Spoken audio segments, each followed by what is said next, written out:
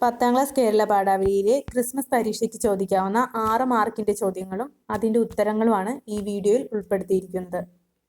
ആദ്യത്തെ ചോദ്യം: ഒരു പഴയ ചാക്ക് തോളിലിട്ട് പാതയിലും പറമ്പിലുമൊക്കെ നടന്ന് പലതും പെറുക്കിക്കൂട്ടി വിറ്റു തുടങ്ങി. ദിവസം മുഴുവൻ അലഞ്ഞു നടന്ന് വാരിക്കൂട്ടുന്ന ചവറിൻ്റെ തൂക്കവും വിലയുമെങ്കിലും ഉണ്ടോ ഞങ്ങളെപ്പോലുള്ള മനുഷ്യർക്ക്? സ്വന്തമായി ഒരു മഹാറാണെന്ന് മനസ്സിലായപ്പോൾ ചെരുപ്പ് കുത്തി ചെരുപ്പ് തുന്നാൻ കൂട്ടാക്കിയില്ല. തന്നിട്ടുള്ള സൂചനകൾ വിലയിരുത്തി അക്കർമാശിയിൽ തെളിയുന്ന സമൂഹം എന്ന വിഷയത്തിൽ ഉപന്യാസം തയ്യാറാക്കുക. ഉത്തരം: ദളിതരെ മനുഷ്യരായി പരിഗണിക്കാത്ത ഒരു സാമൂഹിക ക്രമത്തെക്കുറിച്ചുള്ള സൂചനകൾ അക്കർമാശി എന്ന നോവൽ ഭാഗത്തുണ്ട്. കുമാർ മാമ, ശാന്ത ആത്യ, ശരൺ കുമാർ ലിംബാളെ, സന്താമായി എന്നിവരെയാണ് നാം പാഠഭാഗത്ത് പരിചയപ്പെടുന്നത്. സമൂഹത്തിന്റെ മുഖ്യധാരയിൽ നിന്ന് മാറ്റി നിർത്തപ്പെടുന്നതിന്റെ പേരിൽ ഒരു വിഭാഗം അനുഭവിക്കുന്ന മാനസിക സംഘർഷം ആത്മകഥാഭാഗത്തു നിന്ന് നമുക്ക് മനസ്സിലാക്കാം. പാതയിലും പറമ്പിലുമൊക്കെ തപ്പിപ്പെറുക്കി കിട്ടുന്നത് വിറ്റ് ജീവിതം മുന്നോട്ട് കൊണ്ടുപോകുന്നവരാണ് അവർ. അരക്ഷിതമാണ് അവരുടെ ജീവിതം. തോട്ടിപ്പണി ചെയ്യുന്നവരും ചവറുകൾ തപ്പിപ്പെറുക്കുന്നവരും ചത്ത മൃഗങ്ങളെ ഭക്ഷിക്കുന്നവരും മറ്റു താഴ്ന്ന ജോലികൾ ചെയ്യുന്നവരും നിറഞ്ഞ ഒരു നാടിന്റെ അവസ്ഥ ഈ ആത്മകഥാഭാഗത്തുണ്ട്. ഒരു നേരത്തെ ആഹാരത്തിനു വേണ്ടി കഷ്ടപ്പെടുന്ന മനുഷ്യരാണവർ. ജാതിയിൽ താഴ്ന്നവരായതിനാൽ അവർ പലയിടത്തു നിന്നും മാറ്റി നിർത്തപ്പെടുന്നു. ചെരുപ്പുകുത്തി പോലും മഹാറുകളുടെ ചെരുപ്പ് നന്നാക്കാൻ മടി കാണിക്കുന്നു. സ്വാതന്ത്ര്യലബ്ധിക്കു ശേഷവും നമ്മുടെ നാട്ടിൽ നിലനിൽക്കുന്ന പലതരത്തിലുള്ള വിവേചനങ്ങളും കഷ്ടതകളും ദാരിദ്ര്യവുമെല്ലാം അക്കർമാശിയിൽ നിന്ന് വായിച്ചെടുക്കാം. അടുത്ത ചോദ്യം: മനുഷ്യ ചരിത്രത്തിൽ യുദ്ധം വരുത്തിവെക്കുന്ന ഭയങ്കര ദുരന്തത്തെ എടുത്തു കാണിപ്പാൻ വേണ്ടിയാണ് ഭാരത ഇതിഹാസം രചിക്കപ്പെട്ടതെന്ന് തീർത്ത് പറയാൻ സംശയിക്കേണ്ടതില്ല. മാരാരുടെ ഈ നിരീക്ഷണത്തിന്റെ വെളിച്ചത്തിൽ യുദ്ധം സർവവിനാശകം എന്ന വിഷയത്തിൽ ഉപന്യാസം തയ്യാറാക്കുക. ഉത്തരം: യുദ്ധം സർവവിനാശകം. മാനുഷികതയുടെ, മനുഷ്യത്വത്തിന്റെ എല്ലാ അതിർവരമ്പുകളും ലംഘിക്കുന്നതാണ് ഇന്നോളം ലോകത്ത് ഉണ്ടായിട്ടുള്ള എല്ലാ യുദ്ധങ്ങളും. ഒരു യുദ്ധം ആരംഭിക്കുമ്പോൾ ഇരു കക്ഷികൾക്കും അവരവരുടേതായ കാരണങ്ങളും ന്യായീകരണങ്ങളും ഉണ്ടാകും. എന്നാൽ ഏതു യുദ്ധവും പര്യവസാനിക്കുന്നത് അനേകായിരങ്ങളെ കൂട്ടക്കുരുതി ചെയ്തുകൊണ്ടാണ്. കൗരവരും പാണ്ഡവരും തമ്മിൽ കുരുക്ഷേത്ര ഭൂമിയിൽ നടന്ന യുദ്ധം ഇതിഹാസ കാവ്യമായ മഹാഭാരതത്തിൽ നാം കാണുന്നു. യുദ്ധത്തിൽ വിജയികളില്ല, പരാജിതരേയുള്ളൂ എന്ന തിരിച്ചറിവ് കുരുക്ഷേത്ര യുദ്ധം നമുക്ക് കാണിച്ചു തരുന്നു. അനേകായിരങ്ങളെ ഭൂമുഖത്ത് നിന്ന് തുടച്ചു മാറ്റിക്കൊണ്ടാണ് 1-ാം ലോക മഹായുദ്ധവും 2-ാം ലോക മഹായുദ്ധവും അവസാനിച്ചത്. ഹിരോഷിമയിലും നാഗസാക്കിയിലും വീണ അണുബോംബ് ലോക മനസാക്ഷിയെ തന്നെ ഞെട്ടിച്ച ദുരന്തമായിരുന്നു. ഇന്നും അതിന്റെ പ്രത്യാഘാതങ്ങൾ ആ പ്രദേശത്തുള്ളവർ അനുഭവിക്കുന്നു. എന്തിനു വേണ്ടി നാം യുദ്ധം ചെയ്യുന്നു എന്ന ചോദ്യത്തിന് ഇന്നും ഉത്തരമില്ല. രക്തത്തിൽ നീന്തിത്തുടിച്ച് ശാന്തിയുടെ തീരത്തേക്ക് സഞ്ചരിക്കാൻ ഇന്നേവരെ ആർക്കും കഴിഞ്ഞിട്ടില്ല. യുദ്ധം ഒരു പ്രശ്നത്തിനും പരിഹാരമല്ല. ഒരു യുദ്ധം അവസാനിച്ചു എന്ന് തോന്നാമെങ്കിലും അത് മറ്റൊരു യുദ്ധത്തിന് കാരണമാകും. യുദ്ധം ഉണ്ടാക്കുന്ന സാമൂഹിക സാമ്പത്തിക പ്രശ്നങ്ങൾ തലമുറകളോളം തുടരും. അഭയാർത്ഥി പ്രശ്നങ്ങൾ പോലുള്ളവ ഇന്നും മാധ്യമങ്ങളിലെ നൊമ്പര കാഴ്ചകളാണ്. ആയുധത്തിലൂടെ, ബലപ്രയോഗത്തിലൂടെ മറ്റൊരാളെ കീഴടക്കാം എന്നത് മിഥ്യാധാരണയാണ്. സ്നേഹവും സഹാനുഭൂതിയുമാണ് മനുഷ്യ മനസ്സുകളെ ഒന്നാക്കുന്ന മന്ത്രം.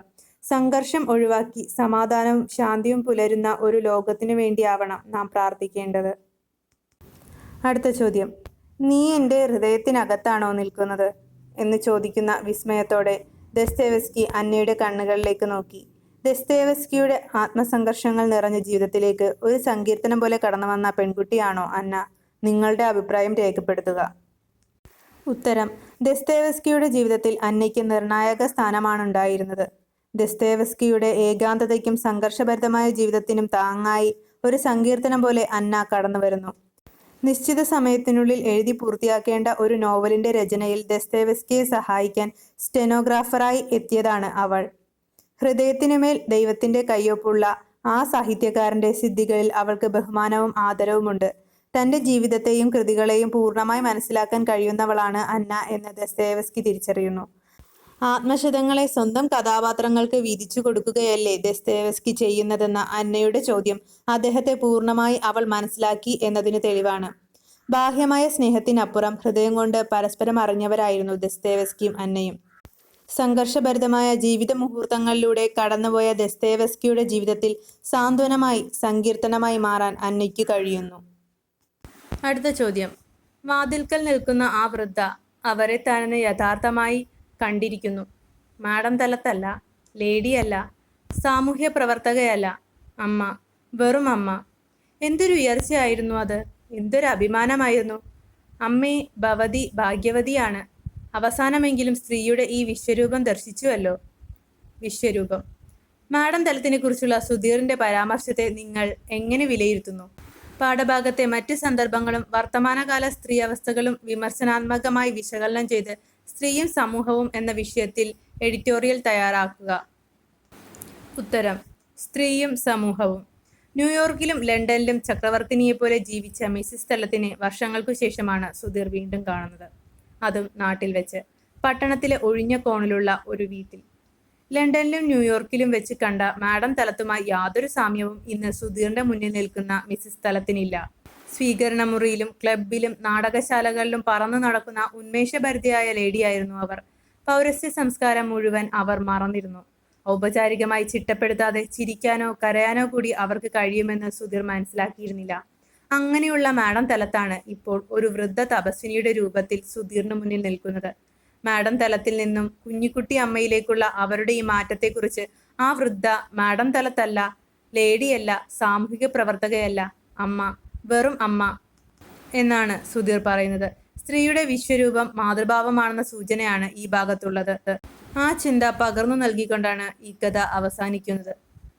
വർത്തമാനകാലത്തെ സ്ത്രീ അവസ്ഥകൾ വിലയിരുത്തുമ്പോൾ, അവരുടെ ജീവിത നിലവാരം പരിഗണിക്കുമ്പോൾ, അടുക്കളയിൽ മാത്രം ഒതുങ്ങി അമ്മ എന്ന പദവിയിലേക്ക് മാത്രം ചുരുങ്ങി ജീവിക്കുന്നവരാണ് സ്ത്രീ എന്ന അവസ്ഥയ്ക്ക് മാറ്റം വന്നു കഴിഞ്ഞു.